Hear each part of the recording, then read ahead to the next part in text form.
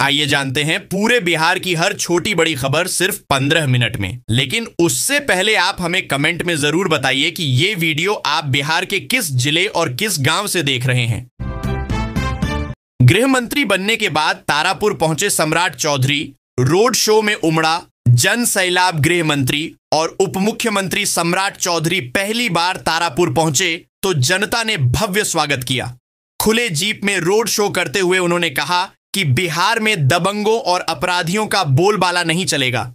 मुख्यमंत्री नीतीश कुमार के नेतृत्व में कानून का राज्य सर्वोपरि रहेगा और सरकार का लक्ष्य विकास व सुशासन को नई दिशा देना है। उन्होंने भरोसा दिलाया कि तारापुर की जनता ने जिस विश्वास के साथ उन्हें रिकॉर्ड मतों से जिताया है, उसके प्रति वे पूरी ईमानदारी से प्रतिबद्ध हैं।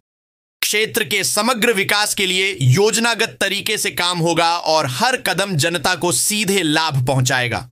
उन्होंने कहा कि अपराध के मामलों में किसी प्रकार की ढिलाई नहीं होगी, जवाबदेही तय होगी और कार्रवाई तुरंत होगी। आभार यात्रा के दौरान जगह जगह उनका गर्मजोशी से स्वागत किया गया। पूर्वी चंपारण से गुजरेगा गोरखपुर सिलीगुड़ी एक्सप्रेसवे। 8 जिलों को जोड़ेगा। गोरखपुर सिलीगुड़ी एक्सप्रेसवे ग्रीनफील्ड परियोजना को पूरा करने की दिशा में प्रशासनिक स्तर पर प्रयास तेज हो गए हैं। 6 लेन का यह एक्सप्रेसवे पूर्वी चंपारण के 56 गांवों से होकर गुजरेगा और गंडक नदी पर पुल का निर्माण भी होगा। भूमि अधिग्रहण की प्रक्रिया शुरू हो चुकी है और 491 हेक्टेयर जमीन अधिग्रहित की जाएगी। यह सड़क शहरी आबादी से अलग होकर गुजरेगी, जिससे अधिग्रहण में परेशानी नहीं होगी। परियोजना से इलाके का विकास होगा और रोजगार के नए अवसर पैदा होंगे। यह एक्सप्रेसवे बिहार के 8 जिलों से होकर गुजरेगा, जिनमें पश्चिम चंपारण, पूर्वी चंपारण, शिवहर, सीतामढ़ी, मधुबनी, सुपौल, अररिया और किशनगंज शामिल हैं। 520 किलोमीटर लंबे इस मार्ग पर 30,200 करोड़ की लागत आएगी और वाहनों की रफ्तार 120 किलोमीटर प्रति घंटा होगी। वाम नेताओं ने नीतीश सरकार को चेताया। वादे पूरे करने की मांग। वामपंथी पार्टियों ने बिहार सरकार पर निशाना साधते हुए जनता से किए गए वादों को पूरा करने की मांग की है। सीपीएम के राज्य सचिव ललन चौधरी ने कहा कि एनडीए को जनता ने प्रचंड बहुमत दिया है। अब शिक्षा, स्वास्थ्य और रोजगार से जुड़े वादों पर फौरन अमल होना चाहिए। उन्होंने बुलडोजर राज की राजनीति से जनता को डराने की कोशिश न करने की चेतावनी दी। वहीं भाकपा के राज्य सचिव रामनरेश पांडेय ने कहा कि भूमिहीनों को 5-5 डिसमिल जमीन दिए बिना उनके घरों को उजाड़ना अनुचित है। उन्होंने मुख्य सचिव को पत्र लिखकर अतिक्रमण के नाम पर भूमिहीन परिवारों को हटाने की कार्रवाई रोकने की मांग की। वाम नेताओं ने कहा कि जनता तानाशाही स्वीकार नहीं करेगी और सरकार को कल्याणकारी योजनाओं पर तेजी से काम करना होगा।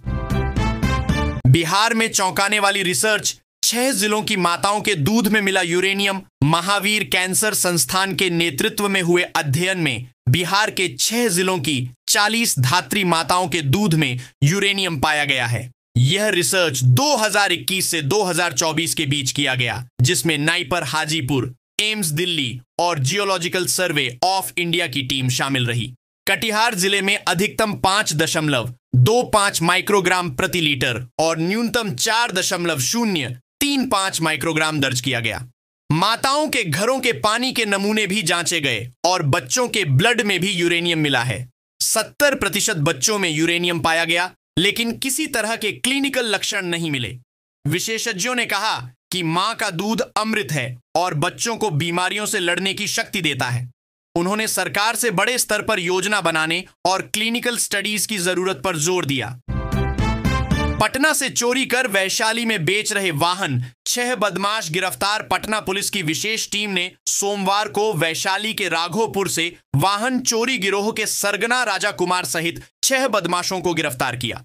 इनकी निशानदेही पर झोपड़ी से चोरी की 13 बाइक बरामद की गई। गिरफ्तार आरोपितों में मिथुन कुमार, विकास राम, कंचन कुमार, वृजनाथी कुमार और कुंदन कुमार शामिल हैं। गिरोह गांधी मैदान, पीर बहोर, कदमकुआं और अगमकुआं थाना क्षेत्रों में सक्रिय था। सीसीटीवी फुटेज से राजा की पहचान हुई और दबिश में वह पकड़ा गया। पूछताछ में उसने चोरी की बात स्वीकार की। गिरोह बाइक को छिपाकर नंबर प्लेट बदल देता था और फिर 15 से 20 हजार रुपए में बेच देता था। पुलिस ने बताया कि गिरोह का नेटवर्क पटना और वैशाली के अलावा अन्य जिलों तक फैला है।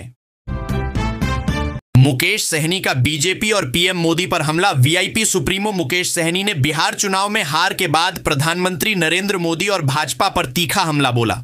उन्होंने कहा कि भाजपा ने नीतीश कुमार से गृह मंत्रालय छीन लिया है और जल्द ही मुख्यमंत्री पद भी छीन लेगी।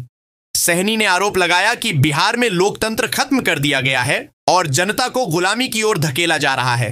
उन्होंने कहा कि भाजपा लोगों को भ्रम में डाल रही है और केवल 5 किलो अनाज देकर विकास का दावा कर रही है।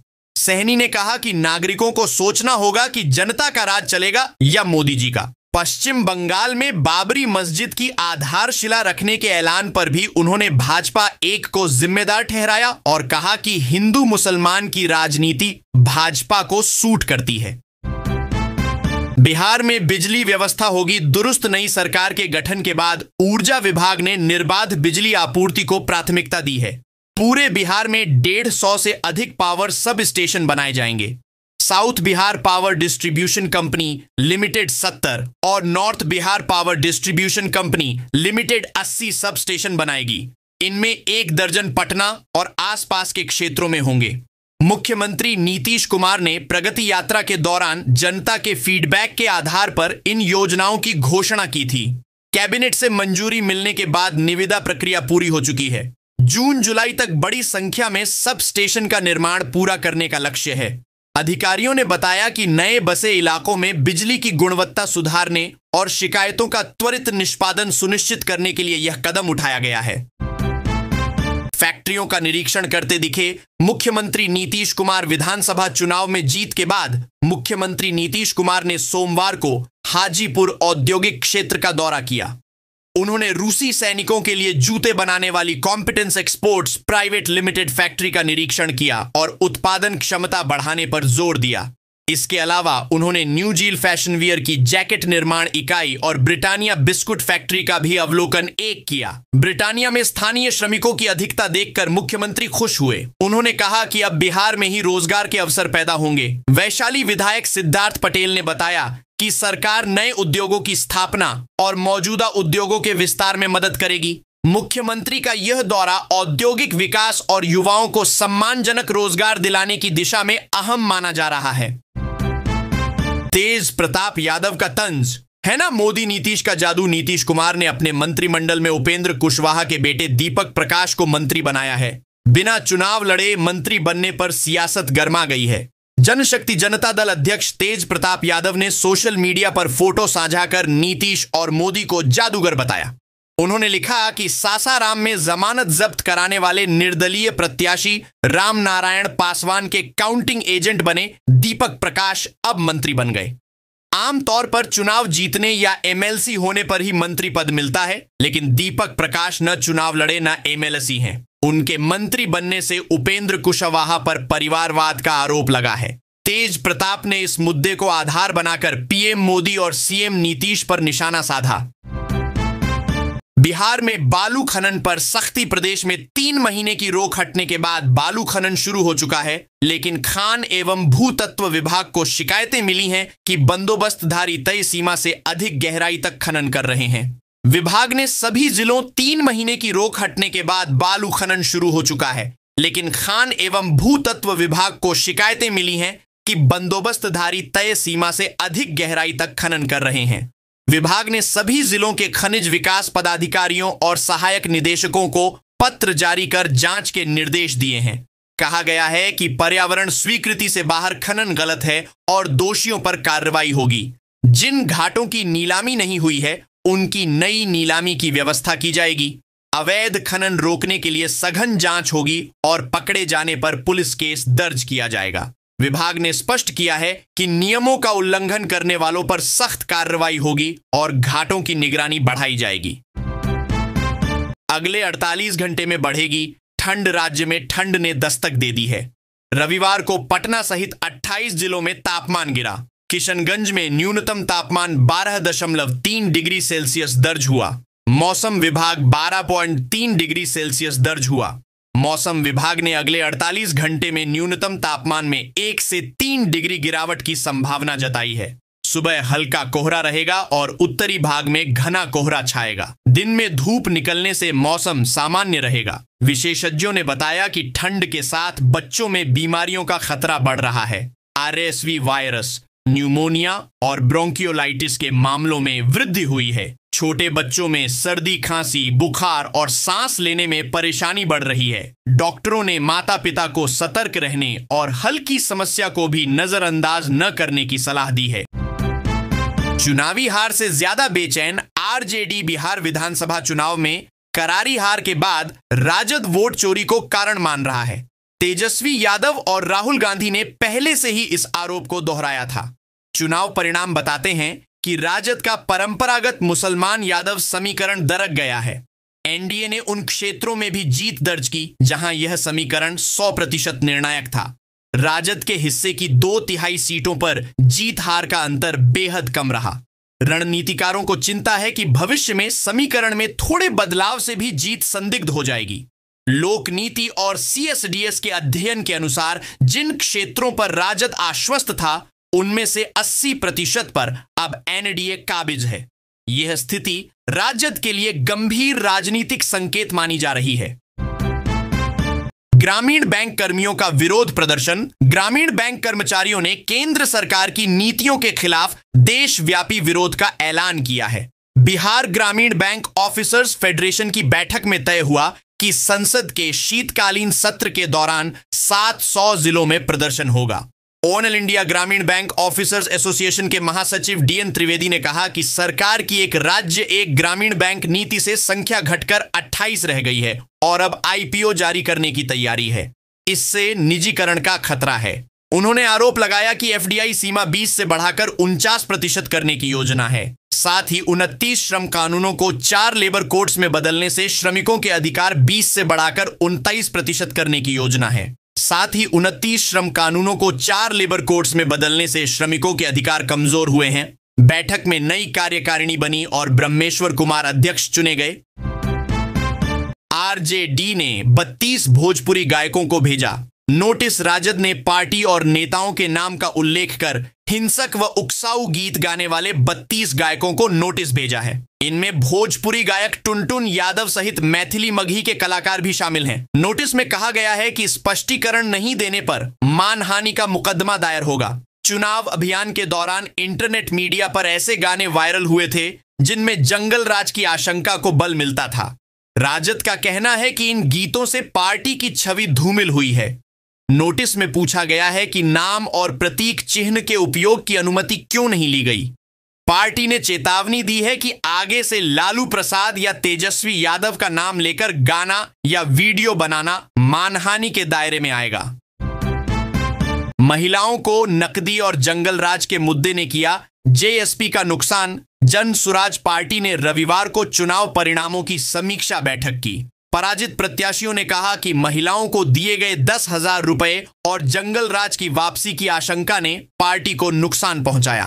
बैठक में आरोप लगा कि जीविका दीदियों ने NDA के पक्ष में काम किया और मतदान केंद्रों पर महिलाओं को सीरियल नंबर तक बताया। कई जगह वृद्ध महिलाओं के बदले दूसरों ने वोट डाला। मतदाता अशिक्षा, बेरोजगारी और पलायन जैसे मुद्दों से प्रभावित थे, लेकिन जंगल राज का भय दिखाकर उन्हें NDA की ओर मोड़ दिया गया। इस वजह से JSP के पक्ष में गोलबंद वोट अचानक टूट गया। बैठक की अध्यक्षता प्रदेश अध्यक्ष मनोज भारती ने की और प्रशांत किशोर भी मौजूद रहे। विधायकों को जल्द मिलेगा आवास, CM ने किया निरीक्षण। मुख्यमंत्री नीतीश कुमार ने रविवार को दारोगा राय पथ स्थित नवनिर्मित विधायक आवास का निरीक्षण किया।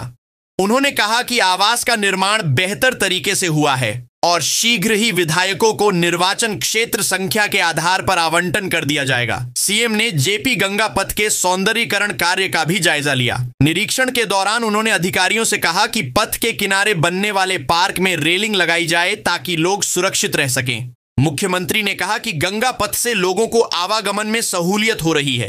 निरीक्षण में प्रधान सचिव दीपक कुमार, सचिव कुमार रवि, डॉक्टर चंद्रशेखर सिंह और पटना प्रमंडल आयुक्त अनिमेश परासर सहित कई अधिकारी मौजूद रहे। 1 दिसंबर से बदल जाएंगे कई नियम। नवंबर खत्म होते ही कई जरूरी कामों की डेडलाइन पूरी हो जाएगी। यूनिफाइड पेंशन स्कीम चुनने की आखिरी तारीख 30 नवंबर है। सभी केंद्रीय सरकारी कर्मचारियों को इस तारीख तक चुनाव 30 नवंबर है। सभी केंद्रीय सरकारी कर्मचारियों को इस तारीख तक चुनाव करना होगा। टैक्स से जुड़े कामों की अंतिम तारीख भी 30 नवंबर है। अक्टूबर में कटे टीडीएस के लिए स्टेटमेंट जमा करना, सेक्शन 92E के तहत रिपोर्ट और अंतरराष्ट्रीय समूहों के लिए फॉर्म 3 CEAA जमा करने की डेडलाइन भी यही है। पेंशन लेने वालों को लाइफ सर्टिफिकेट जमा करना अनिवार्य है, जिसकी अंतिम तारीख 30 नवंबर है। इसके अलावा LPG गैस सिलेंडर की कीमतें 1 दिसंबर को बदली जाएंगी। इन बदलावों का असर आम लोगों पर सीधे पड़ेगा। पथरी का फ्री ऑपरेशन, 24 घंटे में छुट्टी। जवाहरलाल नेहरू मेडिकल कॉलेज अस्पताल के सुपर स्पेशियलिटी विंग में अब किडनी पथरी की सर्जरी मुफ्त होगी। आधुनिक मशीनों से सुरक्षित इलाज की सुविधा शुरू हो गई है। मरीज को भर्ती कर सर्जरी की जाती है और 24 घंटे में छुट्टी दे दी जाती है। सरकार ने 3 यूरोलॉजिस्ट सर्जन, प्रशिक्षित नर्सें और तकनीकी टीम तैनात की है। जानकारी के अभाव में फिलहाल कम मरीज पहुंचे हैं, लेकिन सुविधा का प्रचार बढ़ने पर लोगों को राहत मिलेगी।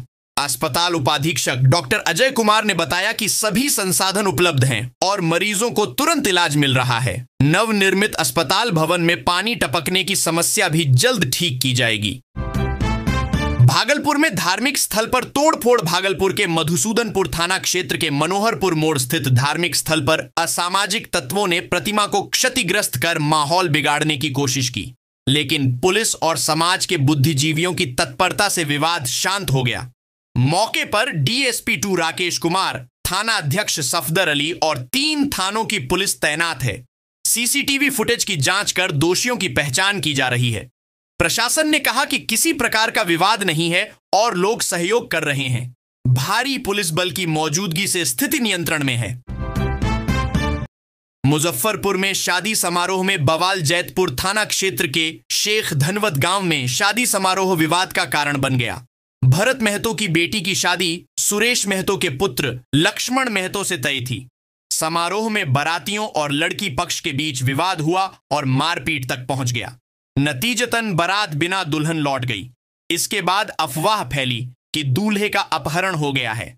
पुलिस ASI मुकेश कुमार के नेतृत्व में जांच के लिए पहुंची तो स्थानीय लोग उग्र हो गए और पुलिस टीम पर हमला कर दिया। कुर्सियां फेंकी गईं, जिससे ASI समेत 4 पुलिसकर्मी घायल हो गए। थानेदार रजनीकांत पटेल ने बताया कि 3 नामजद और 15 से 20 अज्ञात लोगों पर मामला दर्ज किया गया है। अभी तक दोनों पक्षों से कोई लिखित शिकायत नहीं मिली है। PM आवास योजना की किस्त पर अपडेट। ग्रामीण आवास योजना के सर्वे का सत्यापन चुनावी आचार संहिता के कारण अधूरा रह गया था। अब चुनाव संपन्न होने के बाद ग्रामीण विकास विभाग ने जिला स्तर पर टीम गठित कर दी है। यह टीम मई में कराए गए सर्वे की जांच करेगी और रिपोर्ट मुख्यालय भेजेगी। उसी आधार पर नए लक्ष्य का आवंटन होगा और किस्त जारी की जाएगी। अधूरे मकानों के लिए भी किस्त उसी समय दी जाएगी। मुजफ्फरपुर से 4 लाख से अधिक लाभुकों के नाम सूची में शामिल किए गए थे। जांच में त्रुटियां पाई गईं, जिन्हें सुधारने का निर्देश दिया गया है। प्रखंड और जिला स्तर पर विशेषज्ञों की टीम काम कर रही है। रिपोर्ट के बाद ही 2025 में PM आवास योजना की नई किस्त जारी होगी। भोजपुर में 25 नवंबर से अतिक्रमण हटाओ अभियान। भोजपुर शहर को जाम और अव्यवस्था से निजात दिलाने के लिए प्रशासन ने सख्त कदम उठाए हैं। SDM रश्मि सिन्हा के निर्देश पर 25 नवंबर से व्यापक स्तर पर अतिक्रमण हटाओ अभियान चलेगा। मुख्य सड़कों 25 नवंबर से व्यापक स्तर पर अतिक्रमण हटाओ अभियान चलेगा। मुख्य सड़कों, नालों और सार्वजनिक स्थलों पर वर्षों से जमा अतिक्रमण हटाया जाएगा। दुकानदारों और ठेला खोमचा वालों द्वारा नाले पर कब्जे से सड़कें संकरी हो गई थीं, जिससे रोजाना जाम की समस्या होती थी। प्रशासन ने पहले ही नोटिस जारी कर अतिक्रमणकारियों को चेतावनी दी है। अभियान में पुलिस बल और दंडाधिकारी तैनात रहेंगे। अधिकारियों ने योजना बनाई है कि अलग अलग दिनों में प्रमुख मार्गों से अतिक्रमण हटाया जाएगा। उद्देश्य सिर्फ हटाना नहीं, बल्कि शहर को व्यवस्थित और सुगम बनाना है। किसानों को सम्मान निधि के लिए फार्म रजिस्ट्री जरूरी। प्रधानमंत्री किसान सम्मान निधि योजना की अगली किस्त 22वीं उन्हीं किसानों को मिलेगी जिन्होंने फार्म रजिस्ट्री कराई है। जिले के 11 प्रखंडों में करीब 2,11,000 किसान निबंधित हैं, लेकिन अब तक केवल 12,737 किसानों का ही फार्म रजिस्ट्री हो सका है। फार्म रजिस्ट्री एक यूनिक आईडी है जिसमें किसान की जमीन और खेती बाड़ी से जुड़ी जानकारी दर्ज होती है। ई-केवाईसी और जमीन सत्यापन के बाद आईडी जनरेट होती है। इससे किसानों को योजनाओं का लाभ सीधे और पारदर्शी तरीके से मिलेगा। बार बार ई-केवाईसी कराने की झंझट भी खत्म होगी। कृषि और राजस्व विभाग संयुक्त रूप से कैंप लगाकर फार्म रजिस्ट्री अभियान तेज करेंगे। सीमांचल की सरजमी को अल्लाह ने नवाजा, ओवैसी बोले। तरक्की के लिए लड़ता रहूंगा। एआईएमआईएम सुप्रीमो असदुद्दीन ओवैसी ने कोचाधामन प्रखंड के रहमतपाड़ा में सभा को संबोधित करते हुए कहा कि सीमांचल की सरजमियों को अल्लाह ने बेपनाह नियामतों से नवाजा है। यहां हर तरह की खेती होती है और मीठे पानी का भंडार है। उन्होंने कहा कि जब तक जिंदा रहेंगे सीमांचल आते रहेंगे और तरक्की के लिए लड़ते रहेंगे। ओवैसी ने कहा कि सीमांचल वासियों ने मोहब्बत दिखाकर एआईएमआईएम को 5 विधायक दिए हैं और वे पूरे क्षेत्र की तरक्की के लिए काम करेंगे। उन्होंने एएमयू सेंटर किशनगंज की बाधाओं को दूर करने और कोचाधामन में डिग्री कॉलेज खोलने का आश्वासन दिया। ओवैसी ने मुख्यमंत्री नीतीश कुमार से सीमांचल की बदहाली दूर करने की अपील की। सभा में प्रदेश अध्यक्ष अख्तरुल ईमान और नवनिर्वाचित विधायक सरवर आलम व तौसीफ आलम भी मौजूद रहे। जनता के बीच पहुंचे मदन सहनी, कहा, हर चिंता मेरी जिम्मेदारी। समाज कल्याण मंत्री बनने के बाद मदन सहनी पहली बार जनता के बीच पहुंचे तो जगह जगह उनका भव्य स्वागत हुआ। उन्होंने कहा कि सरकार की योजनाओं का लाभ पात्र लोगों तक समय पर और पारदर्शी तरीके से पहुंचाना उनकी प्राथमिकता होगी। पार्टी ने चौथी बार उन्हें मंत्री का दायित्व दिया है और वे पूरे बिहार के लोगों की चिंता करेंगे। दरभंगा के विभिन्न चौक चौराहों पर कार्यकर्ताओं ने फूल मालाओं से उनका अभिनंदन किया।